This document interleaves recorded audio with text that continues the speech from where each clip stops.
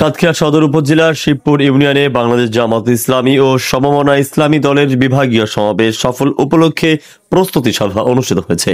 সাতক্ষীরা থেকে ইকবাল হোসেনের তথ্যচিত্রে থাকছে বিস্তারিত। সাতক্ষীরা সদর উপজেলার শিবপুর ইউনিয়ন বাংলাদেশ জামাত ইসলামী ও সমমনা ইসলামী দলের খুলনা বিভাগীয় সমাবেশ উপলক্ষে প্রস্তুতি সভা অনুষ্ঠিত হয়েছে।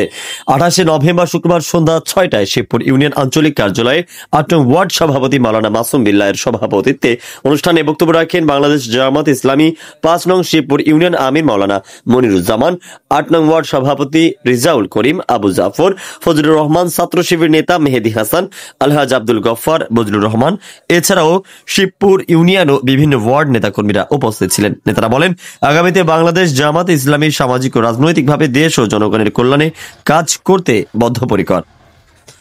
শেখ আলী আকবর, গাংচিল টিভি, ডেস্ক রিপোর্ট।